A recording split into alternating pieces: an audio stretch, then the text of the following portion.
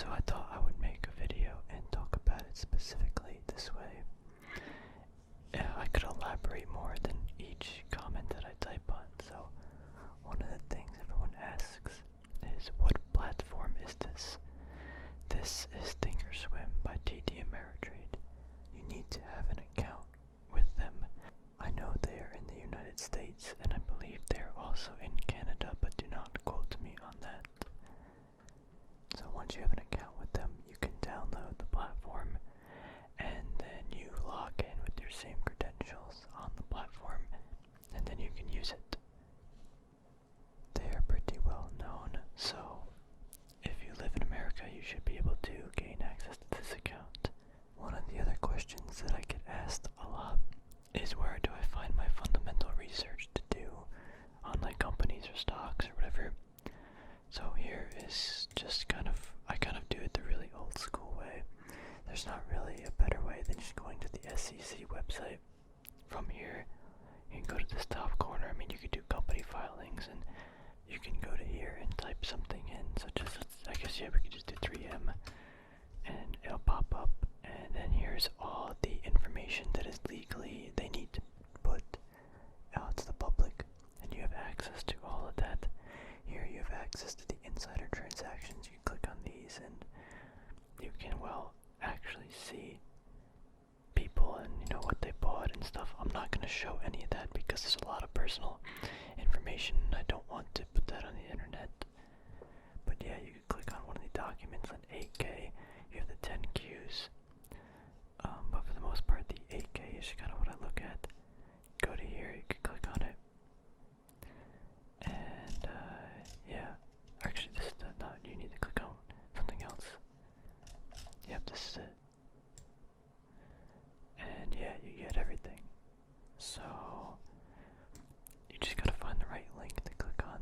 This, the first one is usually just like the legal notice or whatever. Then each of these are just, or I guess this is all the code.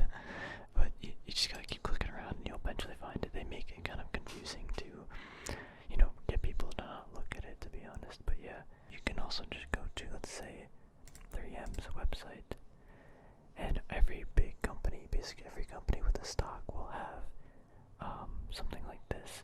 Investor relations. If you can't find it, just type it in on Google. Company space investor relations. It should pop up. Now here are the news for the company. So they actually reported something last week. I didn't read that, but you go to financials, quarterly reports, or SEC filings will be the same thing. You can actually access the same information as here, just here. So you click on the PDF, and boom. This kind of gives it a little bit nicer. Like, I hate reading it on this website. It's just trash. So it's probably better. It's the same information again. It's just in a PDF, so it looks a little bit better. That's kind of a little bit, I guess, easier to read on the eyes. It's also just nicer. Here they have their events and presentations and stuff, so this is where you can find their conference calls when they release their earnings. The conference calls are so boring. I wish they would make them slightly more entertaining. It's always bad audio, bad visuals. It's just a PowerPoint. But yeah, we can open up the slides, and this is what they kind of go through in the conference call, and it's good information, but it's not the whole story. You definitely need to look at the whole the 10Q or 8Q, whatever, the quarterly report. That is where I get almost all my fundamental news. For Stock Row and Yahoo Finance, but mostly Stock Row is the best. Type in 3M, there we go. And they have everything here. They got the 10Qs, 10Ks and stuff. Oops. Yeah, you click on financials, you go to let's say income balance sheet. They have it all laid out. You can click on annual, quarterly. It has all the information. The only thing is, it's usually not up to date. It usually takes a little while for them to get it going, and it's fine. It's a free website. I think you can pay for it to get the stuff. So that I actually might consider that, because information is so valuable. Honestly, They give you all the ratios, all the math. You don't have to do anything. You can export it yourself as well. It's just great. But yeah, this is where you can get some good ratios and a bunch of numbers. There's a lot of information here. You just gotta find out what's important for you, to look at. A lot of it's just not. I also look at websites such as CNBC, sometimes we go to Yahoo Finance. Robinhood's 100 is kind of one thing I look at too, just for news, because I like to see right now, like, where's all the Robinhood money going, because they like to just buy, I don't know, interesting stuff, I guess. It's just a good way to look at, what are retail guys buying. Very decent information. You can wait for more fundamental stuff. The Federal Reserve website or the Treasury, whatever one, is pretty good. But they don't release information that often, and when they do, I don't know, I don't even know if it's real, to be honest. But I mean, it probably is, but yeah, that's basically where I go, yeah, Wall Street Journal. I stopped paying for the Wall Street Journal because I just haven't been, it's like $40 a month. It's kind of expensive. I don't really need that. This is even Financial Times or even more expensive. It's really good information, but I don't need it. I also listen to a lot of podcasts and just interviews on YouTube. Like, I spend hours a day just listening to people talk about the economy, stocks, where they think it's going. I try to get a broad understanding of like what people are looking at, and just kind of gain a perspective through the eyes of others. I think that's pretty important. So yeah, basically, this is Thinkorswim TD Ameritrade. I use SEC website and companies' investor relations pages to view the fundamentals of the company.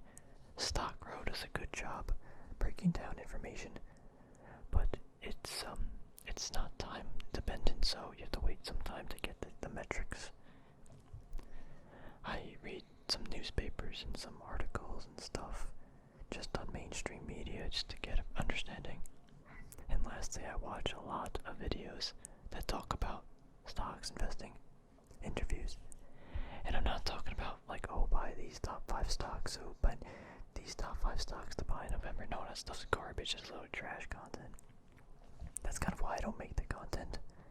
Although it gets views, so I did make one like last month. I'll probably do it again because again, it gets views. But you have to watch and find educated people talk about specific topics and their understanding on it, and then you take like 20 of those people, maybe 10, and you just kind of put it in your brain and be like, okay, what do I do now with this information? And that's, I guess, what I've been doing. So yeah, I mean, I'm definitely right now overanalyzing the gold and gold mining sector. So a lot of the people I watch and listen to are involved in this space. I try to gain a perspective on the people that don't have confirmation bias in the sector. But if I watch, again, that's why it's important to listen to people that don't have the same perspective as you, because it either is going to help you find if that's the decision you want to make, or it's going to stray you away, and all the information that I listen to, it talks about gold not going up and stuff. I just disagree with it based on just everything I've looked at. So you have to gain a very large perspective on just things and make your own decisions, because it's your money, and if you lose money, it's your fault. It's not anyone else's, So, and if you blame someone else, then it's just not a good way to live. It's your choices, your actions. You click the buy button and you click the sell. So, yeah, I don't think there's that many other questions. But yeah, these are the 2 or 3 main questions that I've been getting a lot. So hopefully this video just covers it. And I'll just send this link